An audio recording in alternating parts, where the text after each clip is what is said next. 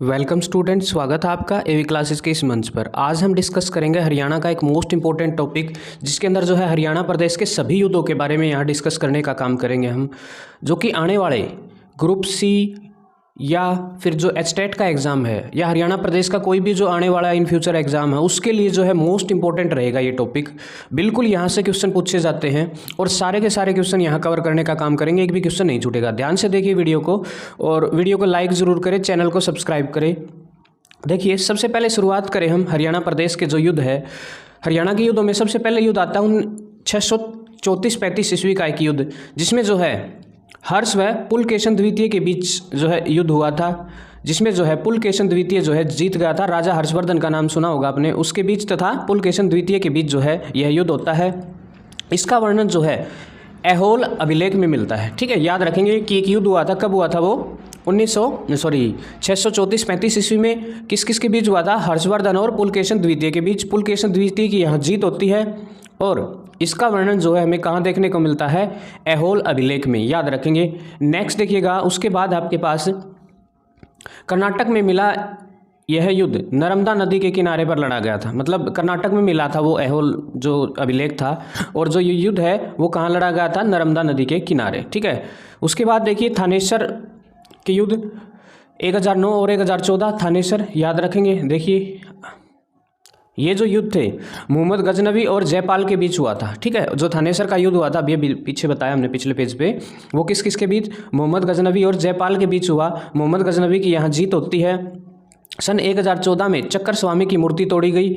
इसी कारण जो है मोहम्मद गजनवी को जो है मूर्ति भंजक कहा जाता है। ठीक है, सवाल यहाँ से ये बनता है कि किस को जो है मूर्ति भंजक कहा जाता है? याद रखेंगे, मोहम्मद गजनवी को जो है मूर्ति भंजक कहा जाता है, क्योंकि इसने जो है 1014 में जो है चक्कर स्वामी की मूर्ति तोड़ने का काम किया था।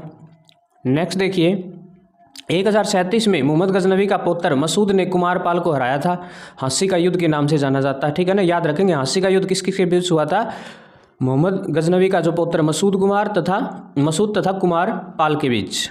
ठीक है, और कुमारपाल की यहाँ हार हो जाती है। मोहम्मद गजनवी का जो पुत्र मसूद है वो जीत जाता है। 1156 में विग्रहराज चतुर्थी ने दिल्ली और हाँसी पर कब्जा किया। ठीक है ना, याद रखेंगे। जो विग्रहराज चतुर्थी था उसने जो है दिल्ली और हाँसी पर कब्जा कब किया? 1156 ईस्वी में। ठीक है, नेक्स्ट देखिए, उसके बाद ये मोस्ट इंपॉर्टेंट क्वेश्चन आ गए भाई, ये तो छपते ही छपते हैं, कोई भी एग्जाम हो। तराइन यानी कि तरावड़ी आपने सुना होगा, जो करनाल में स्थित है, उसका पहला युद्ध किस किस के बीच हुआ और कब हुआ? ठीक है, सन 1191 और 92 में दोनों युद्ध लगातार बैक टू बैक 2 साल तक हुए। तरावड़ी यानी कि करनाल में हुआ। पहले में जो है पृथ्वीराज चौहान की जीत होती है और दूसरे युद्ध में जो है मोहम्मद गौरी पृथ्वीराज चौहान को हरा देता है। और ये दोनों के दोनों युद्ध किस किस के बीच लड़े गए थे? मोहम्मद गौरी और पृथ्वीराज चौहान। ठीक है, याद रखेंगे। उसके बाद देखिए 1215 में तराइन का एक और युद्ध होता है, और ये युद्ध जो है इल्तुतमिश व यल्दौज कुबाचा के बीच होता है, और इल्तुतमिश ने यहाँ यल्दौज कुबाचा को हराने का काम किया था। याद रखेंगे, तराइन के तीसरे युद्ध में। ठीक है, पहला और दूसरा तो शायद हर बच्चे को पता होगा, क्या पता अब की बार पूछ ले। तराइन की जो तीसरी लड़ाई है वो किस किस के बीच लड़ी गई? ठीक है, तो 1215 में तराइन की तीसरी लड़ाई इल्तुतमिश व यल्दौज के बीच हुई थी। याद रखेंगे। उसके बाद देखिए, हरियाणा में गुलाम वंश की स्थापना जो है 1206 में हुई थी। याद रखेंगे, हरियाणा प्रदेश के अंदर जो है गुलाम वंश कब स्थापित किया गया था? हुआ था 1206 ईस्वी में। 1236 से लेकर के 1240 तक दिल्ली की गद्दी पर बैठने वाली एकमात्र महिला शासिका जो है रजिया सुल्तान हुआ करती थी। रजिया बेगम नाम से जाना जाता है। 1240 में जो है रजिया बेगम की हत्या जो है कहाँ? कैथल में जो है कर दी गई थी। और रजिया बेगम का जो मकबरा है वो कहाँ स्थित है? कैथल में, याद रख लियो। नेक्स्ट क्वेश्चन देखिए, 1248 में बलबन ने पहली बार हरियाणा पर आक्रमण किया था।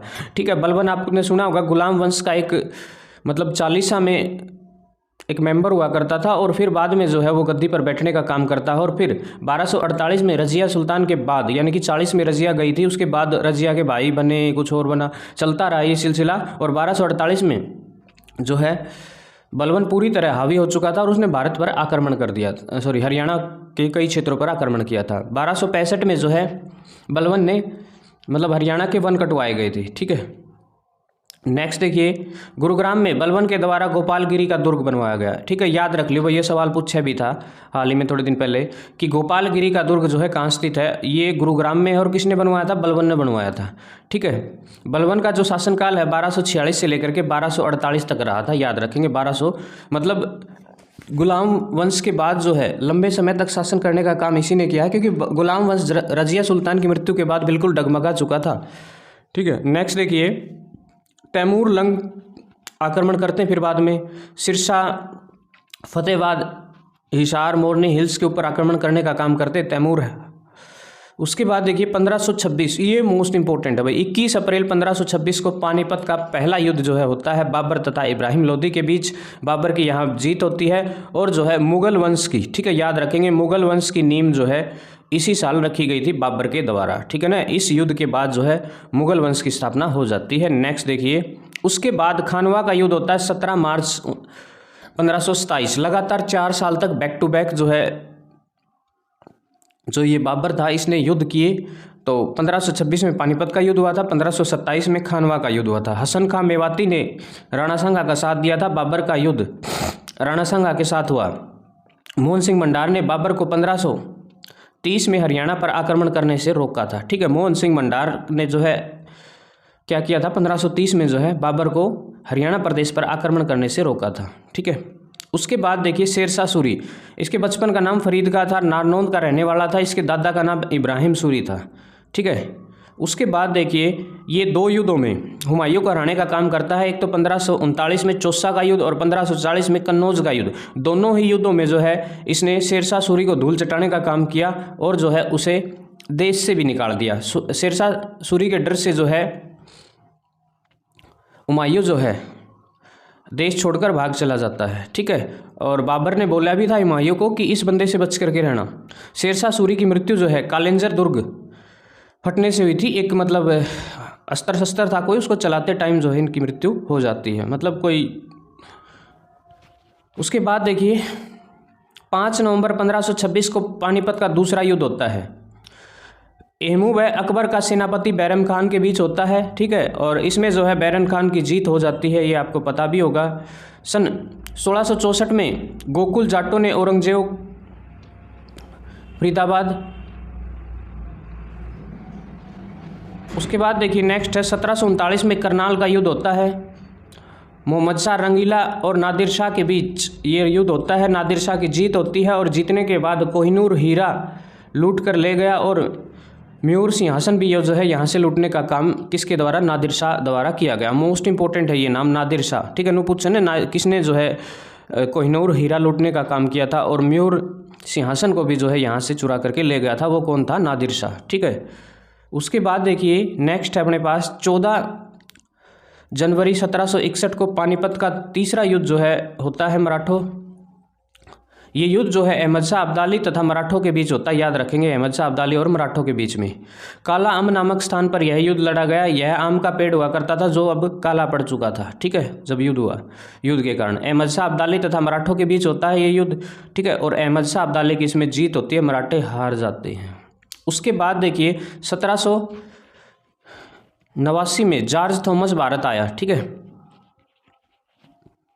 89 में ये आयरलैंड का नागरिक था कोई, और देखिए इसने आकर के क्या किया, ये सबरू बेगम झज्जर की एक मतलब बेगम हुआ करती थी, उसका सेनापति होता था। फिर जो है धीरे धीरे इसको जो है सबरू बेगम से लगाव हो जाता है, प्यार हो जाता है और उससे जो है शादी करने की सोचने लगता है। वो सबरू कहीं और शादी कर लेती है, जिससे उसके जहन में एक आग से उत्पन्न हो जाती है। और उसने एक बात भी बोली थी, यदि तू मेरी ना हुई तो सब कुछ हर चीज़ के आग लगा दूंगा, ऐसी बात बोली गई थी उसके द्वारा। तो देखो उसने क्या बोला है, ये बदला लेने के लिए वह आक्रमण करता रहता था।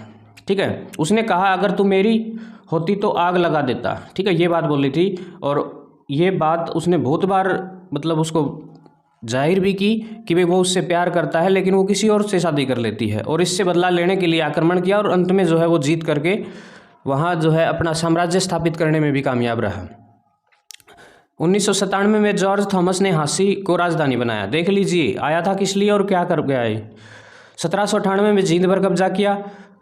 1775 में गजपत सिंह ने जींद किले का निर्माण करवाया था। याद रख ली, ये सवाल कई बार पूछा गया है कि जो जींद किले का निर्माण जो है किसके द्वारा किया गया था, गजपत सिंह के द्वारा 1775 ईस्वी में। ठीक है, नेक्स्ट क्वेश्चन देखिए, 1802 में अंततः जो है जॉर्ज थॉमस की मृत्यु हो जाती है और उसके बाद जो है हरियाणा प्रदेश जो है 1803 में एक संधि होती है, सूजी अंजन गांव की संधि बोलते हैं, जिसको सरजी बोलते हैं, सरजी अंजन गांव की संधि जो अंग्रेजों तथा मराठों के बीच हुई थी। इसके बाद जो है हरियाणा प्रदेश जो है अंग्रेजों के, ये जो गांव है सुरजी अंजन, ये राजस्थान में वैसे तो 1809-10 में हरियाणा अंग्रेजों के अधीन हो चुका था, यानी कि 1809-10 में जो है हरियाणा प्रदेश पर लगभग जो है अंग्रेजों का शासन स्थापित हो चुका था। उसके बाद देखिए कुछ एक विद्रोह हुए थे, उनमें से किसका विद्रोह कब हुआ और किसने जो है उसको नेतृत्व करने का काम किया था। सबसे पहले बात करूँ मैं 1814 का एक विद्रोह हुआ था जो जींद था, जींद विद्रोह बोलते हैं। प्रताप सिंह जो है इसके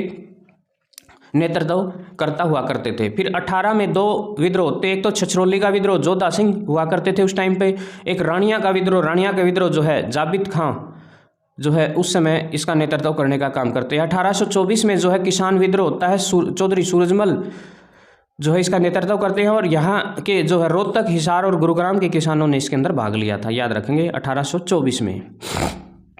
उसके बाद 1835 में जो है बनावली, जब उस समय जो है गुलाब सिंह ने उसका नेतृत्व करने का काम किया था। 1843 में कैथल का विद्रोह था, गुलाब साहिब कौर ने जो है इसका नेतृत्व करने का काम किया था। 1845 में जो है लाडवा का एक विद्रोह हुआ जिसमें अजीत सिंह ने जो है इसका नेतृत्व किया था। उसके बाद 1849 में सिख विद्रोह हुआ अम्बाड़ा से और सिखों ने जो है इस विद्रोह का नेतृत्व किया था। ठीक है, तो ये था आपके पास सारे के सारे हरियाणा प्रदेश के मोस्ट इंपॉर्टेंट क्वेश्चन जो युद्धों से रिलेटेड है।